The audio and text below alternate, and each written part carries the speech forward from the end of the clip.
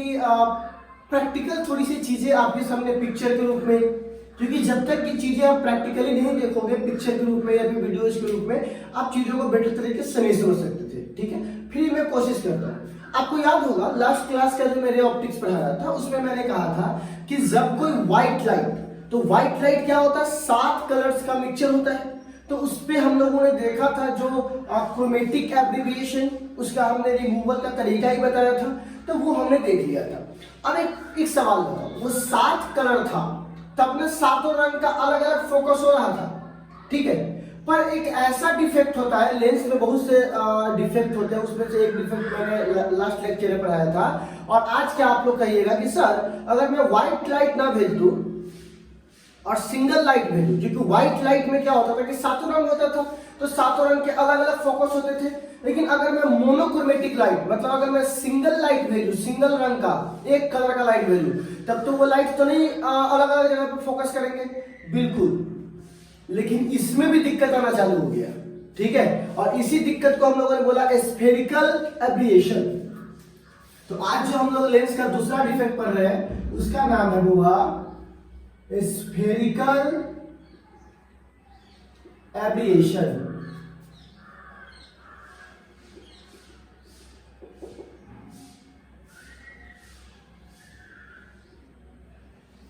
Spherical एब्रिएशन, ठीक है ना, क्या नाम हुआ, स्फेरिकल एब्रिएशन। देखो ये क्या होता है स्फेरिकल एब्रिएशन, क्या समझाता हूं। देखो हुआ इस पिक्चर में जरा ध्यान से देखिए, इस पिक्चर में आपको दिख रहा होगा कि एक ही कलर का रेड लाइट आ रहा है, ठीक है ना, और इस लाइट के अलग अलग फोकस आपको दिखाई दे रहा है।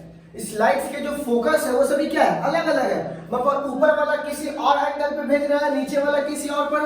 तो जब ये डिफेक्ट आ जाता है ना, तो फिर दिक्कत हो जाता है कि इसमें चीजों को एक जगह फोकस करवाने में। तो इसी यही जो डिफेक्ट प्रोड्यूस होता है लेंस या मिरर के द्वारा, इसी को हम लोग क्या बोलते हैं, वो स्फेरिकल एब्रिएशन। जरा देखिए तो क्या बोलेंगे, if light ray fall मतलब गिरना, fall on lens or mirror and rays के पास have not single focus, जब उसके पास एक सिंगल फोकस नहीं होता है, दिस डिफेक्ट इज कॉल्ड, वही डिफेक्ट हमारे लिए क्या कहलाता है बुआ, डिफेक्ट इज कॉल्ड स्फेरिकल एब्रिएशन। ध्यान बांधे रखिए, लेट से खत्म होगा वो फर्क नहीं पड़ता, पर पूरा खत्म होगा इसकी गारंटी है, ठीक है। देखिए पॉइंट में आपको पढ़ाऊंगा, ठीक है। आप इसके पिक्चर से तो पहले बार इसको लिख लीजिएगा, the spherical, if light ray fall on lens and mirror and ray have not single focus, this defect is called spherical aberration। यहाँ पे मैं पिक्चर लगा देता हूँ, देखिए यहाँ पे एक पिक्चर लगा हुआ है। चलिए इसकी स्क्रीनशॉट लीजिए ताकि पिक्चर के साथ डेफिनेशन का स्क्रीनशॉट हो सके। चलिए लीजिए जल्दी से स्क्रीनशॉट ले लिए, हटा दो। चलिए अब हमारे पास आता है सेकेंड चीज जिसको हम लोग बोलते हैं कोमा। क्या बोलते हैं वो, कोमा। ये थर्ड डिफेक्ट है। कहिएगा सर कोमा चले गए हम, अरे वो कोमा अलग है, ये कोमा अलग है, ठीक है ना। देखो बुआ जरा इस वीडियो को आप थोड़ा ध्यान से देखिए। तो आपने कभी इसको देखा है, धूमकेतु नाम सुना है इसका, धूमकेतु का, जिसको बोलते हैं कॉमेट। धूमकेतु का हिंदी क्या, इंग्लिश क्या होता है, कॉमेट। और कॉमेट कैसा दिखता है, फिर से देख लीजिए, ऐसा दिखता है, ठीक है। तो कॉमेट कैसा दिखता है, ऐसा दिखता है। अब सवाल है कि होता क्या है बुआ, कि जब कोई, यहाँ पे पिक्चर आपको दिख रहा होगा, देख लीजिए पिक्चर को, होता क्या है, जब कोई light ray of the axis होता है, मतलब एक्सिस पे नहीं होता, ऑफ द एक्सिस मतलब प्रिंसिपल एक्सिस थोड़ा ऊपर या नीचे, जब कोई लाइट रे, जब कोई ऑब्जेक्ट ऑफ द एक्सिस होता है, तो उसका इमेज जो है वो क्या होता है, कॉमेट मतलब धूमकेतु की तरह, ठीक है ना। धूमकेतु की तरह बनना क्या होता है, गोल गोल गोल गोल क्या होता है, चालू हो जाता है। इसी तरह का जब डिफेक्ट आता है तो उसे क्या बोलते हैं, कोमा। मतलब क्या हुआ कि जब कोई ऑब्जेक्ट ऑफ द फोकस रखा हुआ है, उसकी जो इमेज जो बन रही है, वो इमेज एक पॉइंट पे नहीं बन रही है, और एक पॉइंट नहीं बन रहा है, बल्कि वो धूमकेतु की तरह गोल गोल गोल गोल धुंधला बनना चालू हो जाता है। उसी को हम लोग क्या बोलते हैं, वो कॉमेट। धूमिल का क्या मतलब क्या होता है, कॉमेट जब आता है बहुत स्पीड में, ठीक है, तो क्या वो आपको एकदम क्लियरली दिखाई देता है? नहीं, बल्कि एक आपको गैस की तरह ऐसे दिखाई देगा, है ना, गोल गोल, वो क्लियर दिखाई नहीं देगा, थोड़ा ब्लर दिखाई देगा। तो उसी डिफेक्ट को हम लोग क्या बोलते हैं, कोमा। तो क्या बोलेंगे, if object place of the axis of the principal axis, मतलब प्रिंसिपल एक्सिस से हटा के principal axis, then image form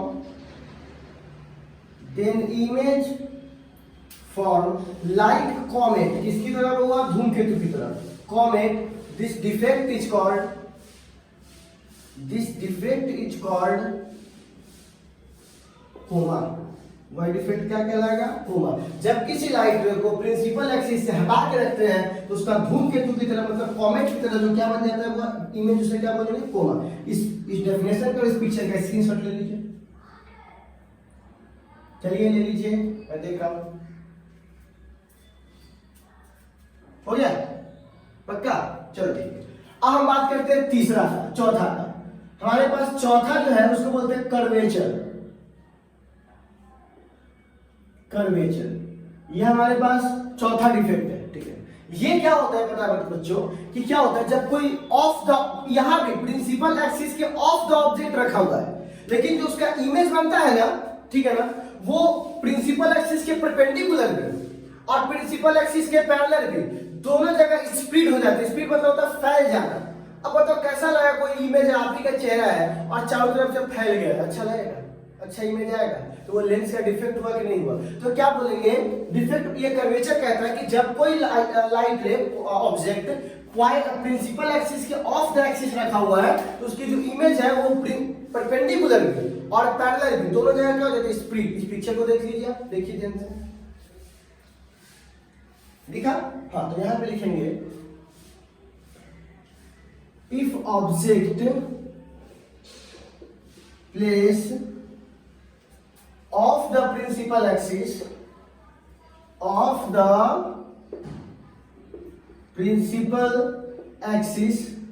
then image is split मतलब होता है फैल जाना, छितराव हो जाना, ठीक है ना, इमेज बिखेर जाता है। Image is spread both perpendicular and parallel, मतलब परपेंडिकुलर भी फैल जाता है और पैरेलल टू द, किसके हुआ, to the principal axis. This defect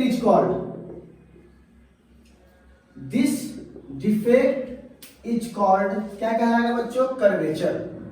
क्या कहलाएगा बाबू, कर्वेचर, ठीक है। तो जब कोई ऑब्जेक्ट को ऑफ द एक्सिस रखते हैं और उसकी इमेज फैल जाती है परपेंडिकुलर भी और पैरेलल भी, उसी को क्या बोलेंगे बुआ, कर्वेचर। एक बार इस डेफिनेशन को और इस इमेज को जल्दी से आप देख लीजिए, तो नोट स्क्रीनशॉट ले लीजिए, इसका बना लेना है आपको इस इमेज को, इसके नीचे हो गया, जितना भी इमेज रहेगा सबको इसके नीचे बना लीजिएगा, ठीक है। चलिए अब आते हैं पांचवा, जिसको हम लोग बोलते हैं डिस्टॉर्शन। आप कहिएगा डिस्टॉर्शन क्या होता है, तो डिस्टॉर्शन मतलब होता है डिस्ट्रॉय कर देना। तो होता क्या है, आप इस पिक्चर को जरा देखिए, होता क्या है कि जब कोई एकदम स्ट्रेट लाइन का इमेज बनाना है, किसका इमेज बनाना है, स्ट्रेट लाइन से क्या होता है, स्ट्रेट लाइन का जो इमेज बनाना है, तो जो इमेज बनता है ना, वो स्ट्रेट लाइन नहीं बनता, बल्कि उसका सारा लाइन कर्व हो जाता है। सारा लाइन क्या हो जाता है, कर्व हो जाता है, ठीक है। या तो कॉन्केव की तरह कर्व हो जाएगा या तो कॉन्वेक्स की तरह। तो इस दोनों तरह के कर्व का जो इमेज बन रहा है, आपके लिए रियल इमेज हुआ वो अच्छा, मतलब रियल करने का मतलब कि जैसा ऑब्जेक्ट है वैसा इमेज हो पाया नहीं, वो तो खराब हो गया, डिस्टॉर्शन हो गया, डिस्ट्रॉय हो गया। इसी को क्या बोलते हैं, डिस्टॉर्शन। तो कहा जाता है यदि किसी ऑब्जेक्ट का, लाइव ऑब्जेक्ट का जो इमेज है वो क्या होता है, कर्व बनता है। कैसा बनता है, कर्व मतलब स्ट्रेट लाइन को कर्व कर दिया, ठीक है ना, कर्व बनता है। तो इस तरह का जो डिफेक्ट आता है उसे हम लोग क्या बोलते हैं, डिस्टॉर्शन। आजकल तो मोबाइल में भी आ गया कि मुंह टेढ़ा कर देता है, तो आगे पीछे कर दिया जाता है, सब तो इसमें भी आता है, आप लोग शौक से करवाते हैं, ठीक है। तो क्या बोलेंगे, इफ स्ट्रेट लाइन, ऐसा लिखते हैं, if line object of image image form curve, image form curve, image form curve and magnification does not same. क्या उसका मैग्निफिकेशन सेम रहेगा? बिल्कुल नहीं. Magnification is different. Magnification is different. This defect is called distortion. क्या कहलाएगा बउआ? Distortion. तो आप इस पिक्चर को और इसको एक बार स्क्रीनशॉट ले लीजिए जल्दी से. ले लिया? ठीक है. चलिए अब एक बात बताओ, अभी हम लोगों ने कितने देखे? हमने देखे 5 तरह के डिफेक्ट ऑफ लेंस होते हैं. पहला का नाम था क्रोमेटिक एब्रिविएशन, दूसरा का स्फेरिकल, तीसरा का कोमा, चौथा का कर्वेचर, पांचवा का डिस्टॉर्शन. ठीक है ना हुआ? एक एस्टिग्मेटिक भी होता है लेकिन वो उतना इंपॉर्टेंट नहीं है, इसी के अंदर वो आ जाता है. ठीक है. तो खैर हम अब बात करेंगे इसके बाद, इसको पहले एक बार नोट कर लीजिए, इसके बाद हम लोग बात करेंगे एक नया टॉपिक के बारे में. ठीक है. इसको सब लोग चाहो तो एक बार सिंगल स्क्रीनशॉट ले सकते हो. इसके बाद हम लोग बात करने वाले हैं बुआ स्पेक्ट्रम के बारे में. ठीक है ना? ये टॉपिक भी थोड़ा हटके है लेकिन क्या कीजिएगा, जरूरी है ना. स्पेक्ट्रम के बारे में नोट कर लिए. चलिए तो बच्चों ये भी थोड़ा सा लीक से हटके टॉपिक है. स्पेक्ट्रम, इसका नाम आप लोगों ने केमिस्ट्री में बड़ा सुना होगा. लाइन स्पेक्ट्रम है ना, बैंड स्पेक्ट्रम है ना, ये सब चीजें आपने देखा होगा जब आप सर आपको पढ़ा रहे होंगे रदरफोर्ड का एटॉमिक मॉडल, बोर का एटॉमिक मॉडल. नहीं बोलता हाइड्रोजन लाइन स्पेक्ट्रम को वो मैच नहीं किया, मैच किया, ये सब सुने होंगे आपने केमिस्ट्री में. तो आज हमको यही पढ़ना है स्पेक्ट्रम के बारे में. किसके बारे में? स्पेक्ट्रम. देखो बउआ, थ्योरी का मारा पानी भी पी लेता है लेकिन ऑब्जेक्टिव का मारा पानी भी नहीं पीता है. और अगर तुम केवल 5 नंबरी 2 नंबरी के चक्कर में हो तो 10-10 दिन में चैप्टर खत्म हो गया, पहला दूसरा तीसरा चौथा पांचवा पहुंच जाओगे. लेकिन ऑब्जेक्टिव के टर्म में होना तो बड़ी आराम से फूक फूक के कदम रखना होता है. एक ऑब्जेक्टिव के लिए बहुत बहुत बड़ा काम करना पड़ता है. ठीक है. तो आज केवल 1 और 2 ऑब्जेक्टिव के लिए मेहनत करना पड़ता है. ये भी इंपॉर्टेंट है कि आया कि नहीं. तो आया या नहीं आया उससे हमारा काम नहीं चलता, हमारा काम है पढ़ना. ठीक है. तो अब बारी आती है स्पेक्ट्रम की. किसकी बारी है बउआ? स्पेक्ट्रम. तो अब सवाल है कि सर ये स्पेक्ट्रम क्या है? ठीक है. तो क्या होता है कि बहुत से जो वेव होते हैं वो क्या बोलते हैं, वेवलेंथ पे काम करते हैं. सभी वेव का अपना एक वेवलेंथ होता है और सभी की अपनी एक फ्रीक्वेंसी होती है. तो जब आप एक पैटर्न बनाते हो, क्या बनाते हो? एक पैटर्न की. ठीक है, इतना वेव वाला पीछे रहेगा, इतना वेव वाला आगे होगा. तो जब आप वेवलेंथ या फ्रीक्वेंसी के अकॉर्डिंग आप जब वेव्स का पैटर्न बनाते हो, उसी पैटर्न को हम लोग क्या बोलते हैं? स्पेक्ट्रम. क्या बोलते हैं? स्पेक्ट्रम. तो क्या बोलेंगे बुआ? The arrangement. क्या बोलेंगे? अरेंजमेंट ही तो है, मतलब सजावट ही तो है. The arrangement of wavelength on the basis of arrangement of wave on the basis of wavelength and frequency is called spectrum. कुछ नहीं है, मतलब वेवलेंथ से खाली अरेंजमेंट है. ठीक है ना? तो क्या बोलेंगे? the arrangement of wave the arrangement of wave on the basis of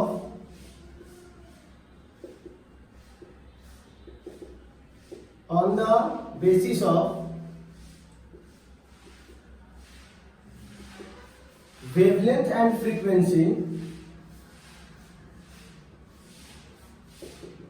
is called spectrum. क्या कहलाएगा बउआ? स्पेक्ट्रम. ठीक है ना? फिर से देख लीजिए. The arrangement of wave on the basis of wavelength and frequency is called spectrum. क्या कहलाएगा वो? स्पेक्ट्रम. जब आप सजा दोगे तो क्या कहलाएगा? स्पेक्ट्रम.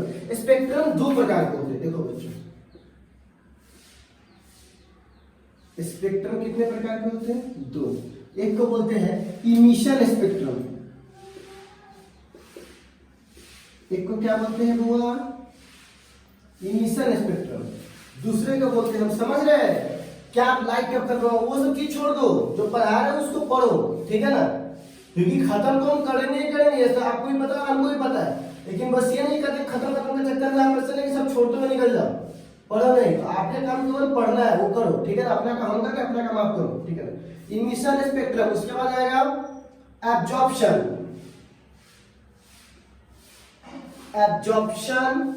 स्पेक्ट्रम.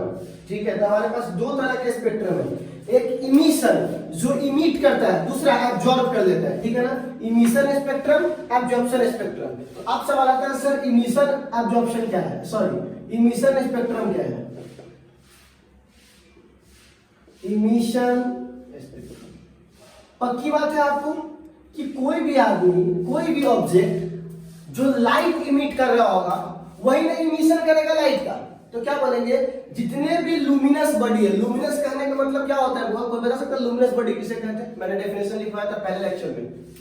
जो लाइट को इमिट करता है, तो जितने भी लाइट इमिट करने वाली बॉडी है सभी क्या हुआ इमिट करते हैं, ठीक है ना। सभी क्या करते हैं बुआ, इमिशन करते हैं। क्या करते हैं, इमिशन। किसका, वेव का। इसी को हम लोग क्या बोलते हैं बुआ, इमिशन स्पेक्ट्रम, ठीक है। तो क्या बोलेंगे बुआ, ऑल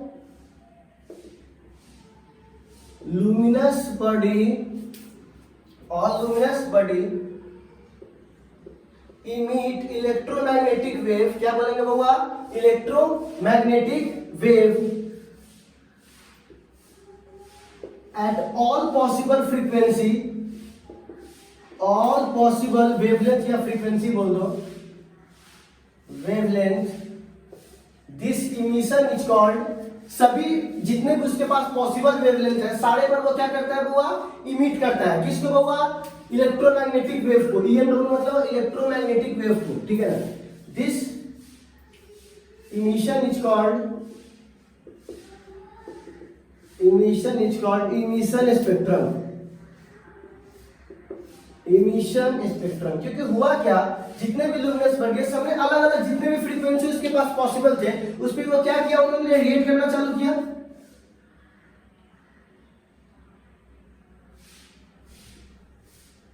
रेडिएट करना चालू किया। जो पैटर्न बना ना, इसी पैटर्न को हम लोग क्या बोलते हैं वो, इमिशन स्पेक्ट्रम। वैसे आप इस पिक्चर को देख लीजिए ध्यान से, देखिए तो इस पिक्चर को जल्दी से, पिक्चर को देखिए ध्यान से जरा सा, दिख रहा है आपको, ठीक है।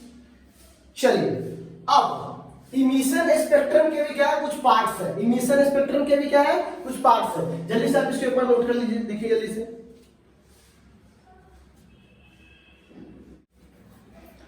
चलिए देख लीजिए इसको ध्यान से। अब इमिशन स्पेक्ट्रम के कुछ पार्ट्स के बारे में बताते हैं, इसके कितने फॉर्म्स है। तो सबसे पहले है बच्चों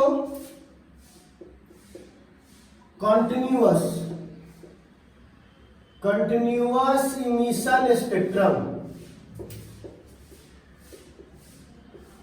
देखिए इसमें क्या होता है, इसमें क्या होता है कि जो वेवलेंथ होता है, ठीक है ना, जो पैटर्न होता है वो कोई खास वेवलेंथ आपको अलग अलग दिखाई नहीं देगा, बल्कि सारे वेवलेंथ का एक के बाद एक, दूसरे के बाद दूसरा, तीसरे के बाद चौथा, ये आपको एकदम क्लोजली आपको दिखाई देंगे। मतलब एक वेवलेंथ जस्ट उसके बगल में दूसरा, फिर उसके बगल में तीसरा। तो क्या हुआ, जितने भी ये जो है वो कंटेन किया हुआ है कंटिन्यूअस वेव को। किसको हुआ, कंटिन्यूअस वेव को। उसी पैटर्न को हम लोग क्या बोलते हैं, कंटिन्यूअस इमिशन स्पेक्ट्रम। तो क्या बोलेंगे हुआ, it contain continuous wavelength which is produced by solid, liquid and highly pressured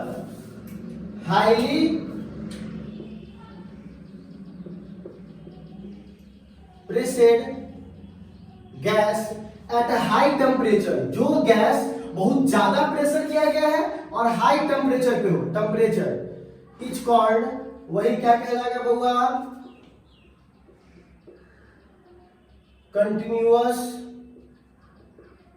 emission spectrum.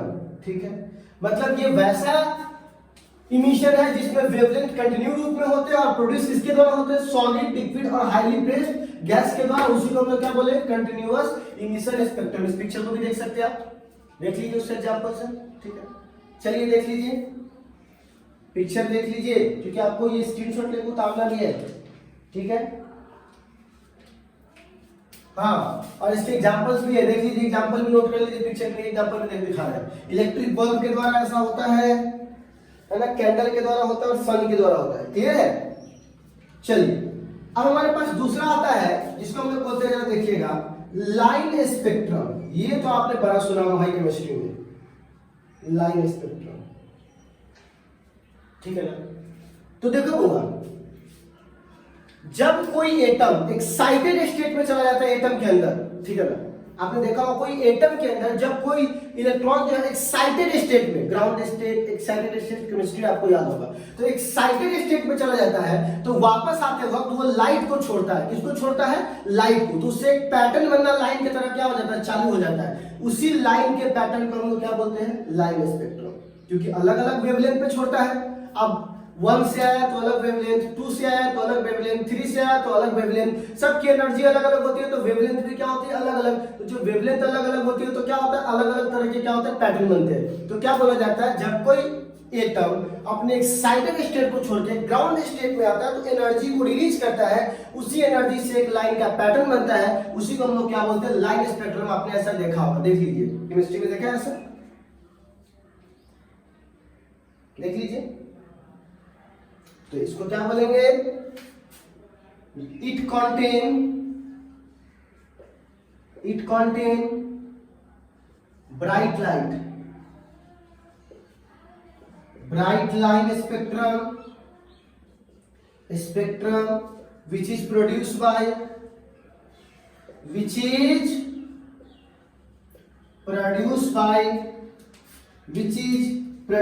ध्यान से देखिएगा, which is produced by excited atomic state, ठीक है। दिस स्पेक्ट्रम इज कॉल्ड, आपको अच्छे से पता है, this spectrum is called line spectrum. क्या कहलाएगा बच्चों? लाइन स्पेक्ट्रम, ठीक है। अब चलिए इस पिक्चर को देख लीजिए। अब आपको ग्राउंड स्टेट और एक्साइटेड स्टेट नहीं आता तो फिर बड़ा दिक्कत है, ठीक है। देखिए इस पिक्चर का स्क्रीनशॉट लीजिए, लाइन स्पेक्ट्रम और उसका ले लिया बच्चों, हो गया।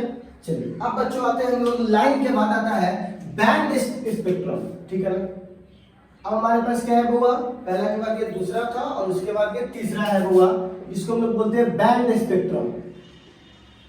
बैंड स्पेक्ट्रम देखो आपने सुना होगा कि रे हम बैंडेज करवा के आए हैं, तो बैंड मतलब होता है पट्टी, फ्रेंडशिप बैंड, ये सब सुना होगा, बैंड, बैंडेज, इसका मतलब होता है पट्टी। तो देखो एटम छोटा होता है, इसलिए क्या होता है? एक छोटा सा लाइन के रूप में एनर्जी को रेडिएट करता है, लेकिन जो मॉलिक्यूल्स होते हैं वो तो बड़े बड़े आकार के होते हैं, तो वो जब लाइन को प्रोड्यूस करते हैं तो वो थोड़ा मोटा हो जाता है, उसी मोटे लाइन को लोग पट्टी कहते हैं। पट्टी का इंग्लिश क्या होता है? बैंड।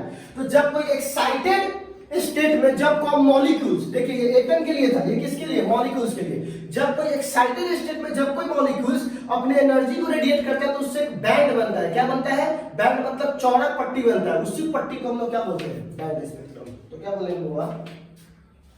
यह सेम वाला बात, it contain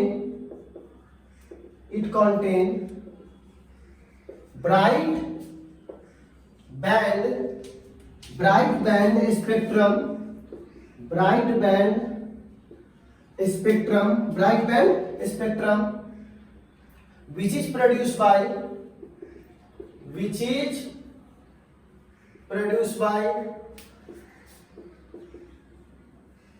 molecular excited state, molecules in excited state is called क्या कहलाएगा वो? बैंड स्पेक्ट्रम,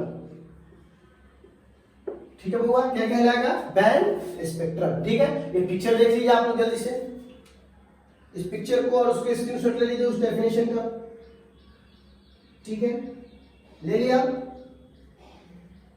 देख लो एक बार फिर से, स्क्रीनशॉट आपको लेना है, ठीक है। और इसके एग्जांपल्स हो जाएंगे H2CO, NH3, ऐसे बहुत से चीजें जो एग्जांपल के रूप में काम आ जाएंगे, ठीक है। चलिए अब इसके बाद इसको मिटाते हैं, ठीक है, यहीं पे लिख देते हैं, ठीक है। अब वो आता है एब्जॉर्प्शन स्पेक्ट्रम। अभी तक क्या था? इमिशन। देखिए इमिशन किया मतलब आपने लाइट को दिया, और जब लाइट दिया तो आपको व्हाइट दिखेगा, और जब एब्जॉर्प्शन मतलब होता है लाइट को सोख लेना, और जब तुम लाइट को आपके आंखों तक गया ही नहीं, उसको ऑब्जेक्ट सोख लिया, तो वो तो आपको ब्लैक दिखाई देगा ना। क्या दिखाई देगा? ब्लैक। जब लाइट दिया तो व्हाइट ब्राइट, और जब लाइट सोख लिया तो ब्लैक। तो क्या होता है, जब कोई लाइट रे, ठीक है ना, सॉलिड लिक्विड या गैस किसी भी मतलब कि ऑब्जेक्ट से पास करता है और वो उस लाइट को एब्जॉर्ब कर, उस इलेक्ट्रोमैग्नेटिक वेव को एब्जॉर्ब कर लेता है, ठीक है ना, उसी से क्या होता है, ब्लैक पैटर्न बनना चालू होता है। कौन सा पैटर्न? Black pattern. उसी को हम लोग क्या बोलते हैं? Absorption spectrum. ठीक है, मतलब कि पैटर्न बन रहा है लेकिन ब्लैक का बन रहा है। किसका बन रहा है? ब्लैक का। तो क्या बोलेंगे? द लाइट रे, ऐसे बोलेंगे, the electromagnetic wave absorb by object, या जो भी आपको सॉलिड लिक्विड कैसे ऑब्जेक्ट, एंड डार्क पैटर्न। कौन सा पैटर्न हुआ? Dark pattern is form this pattern is called, वही पैटर्न क्या कहलाएगा हुआ? पैटर्न इज कॉल्ड, वही पैटर्न में बोल भी रहा हूं लिख भी रहा हूं, ठीक है ना, कल मार्कर में लिख लगा दूंगा। Pattern is called absorption spectrum. ठीक है, आप देख सकते हो डायरेक्ट पैटर्न को, ध्यान से देख लीजिए। देख लिया? चलो ठीक है, अब हम लोग बात करने वाले हैं दो का और। अब हमारे पास दो आखिरी है जिसको हम लोग बोलते हैं फ्राउनहोफर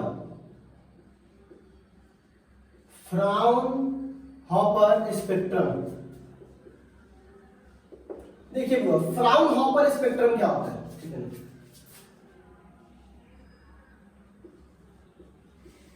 फ्राउनहोफर स्पेक्ट्रम क्या है? देखिए बुआ, जो सन होता है, इसको देख सकते हैं, सन का जो बीच वाला पार्ट होता है वो बहुत ज्यादा हॉट होता है, ठीक है, तो वो सारे पॉसिबल इलेक्ट्रोमैग्नेटिक वेव को रेडिएट करते हैं। लेकिन उसके बाहर वाला पार्ट क्या होता है बुआ?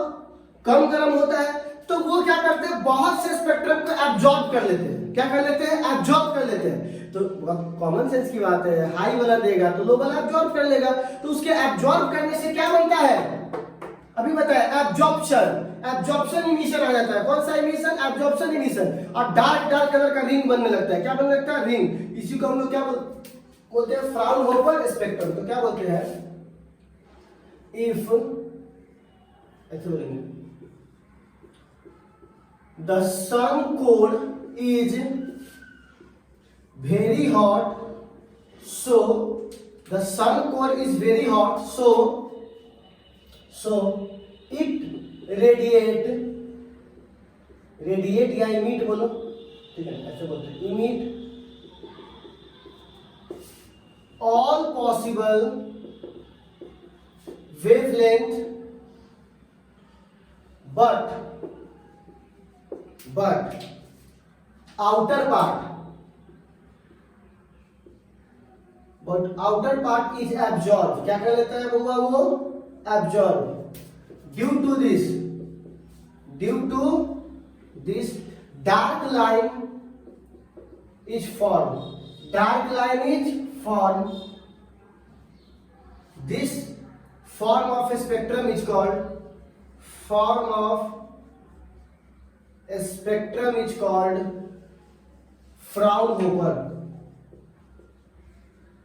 Fraunhofer spectrum. क्या कहलाएगा?